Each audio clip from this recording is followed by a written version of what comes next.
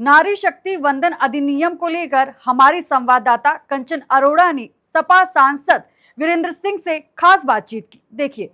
नारी शक्ति वंदन अधिनियम, लेकिन उस पर भी आरोप प्रत्यारोप और डिलिमिटेशन की बात लगातार कही जा रही है। इसी को लेकर बात कर लेना चाहेंगे।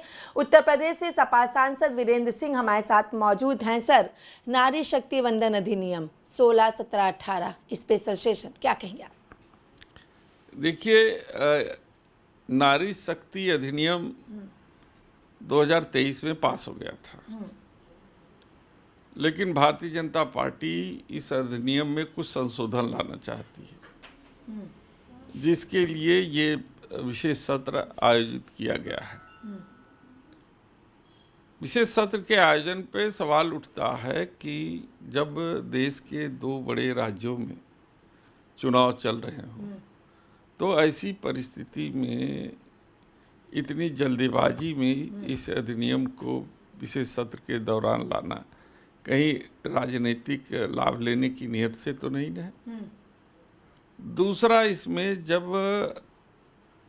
परसीमन को भी जोड़ा गया है तो ये सवाल एक और उठता है कि महिला आरक्षण की आड़ में ये परसीमन को भी पास कराना चाहते हैं। लेकिन बीजेपी तो कह रही है कि ये पहले से ही तय था कि 2026 में परिसीमन होगा, क्योंकि ये तो कांग्रेस के समय से था।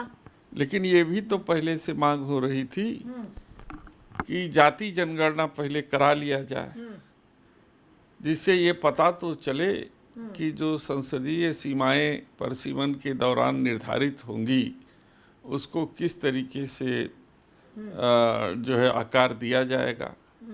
तो जब ऐसी परिस्थितियां तय थी तो फिर अचानक क्यों संशोधन के जरिए ये महिला आरक्षण लाया गया और परसीमन को भी उसे पास कराने का समर्थन में है आपकी पार्टी? आप लोग समर्थन में है नारी शक्ति वंदन अधिनियम के? देखिए, हमारी पार्टी नहीं, सभी विपक्षी दल महिला आरक्षण के पक्ष में है और हम इंतजार भी कर रहे थे कि आवे हम इसे पास कराएं। लेकिन बसपा सुप्रीमो मायावती कह रही हैं कि 50% आरक्षण होना चाहिए और आरक्षण में भी आरक्षण होना चाहिए, यानी SC, ST, OBC को भी अलग से इसी आरक्षण में अलग से उनको आरक्षण मिलना चाहिए। देखिए, जब सदन के अंदर ये संशोधन इंट्रोड्यूस होगा तो कुछ सवाल लाजमी हैं जो सदन के समक्ष रखे जाएंगे।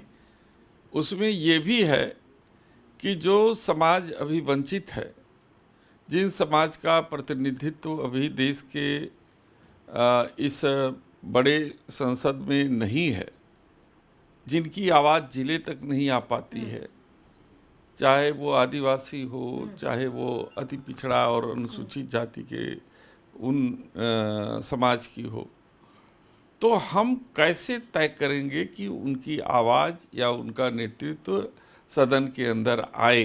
यानी आप मायावती की बातों से सहमत हैं, इसे कह सकते हैं? मैं उनकी बात से आंशिक रूप से सहमत हूँ कि ये सदन में आए, चर्चा के दौरान ये सदन ही तय करे। लेकिन बीजेपी तो सीधे तौर पर कह रही कि शर्तों के आधार पे समर्थन। ये कैसा समर्थन? शर्तों के आधार पे तो हो ही नहीं रहा है। मैं तो कह रहा हूँ कि सदन या तो बिना चर्चा के तो पास होगा नहीं। तो सदन के अंदर जब अमेंडमेंट लाया जा रहा है तो अमेंडमेंट क्या होगा?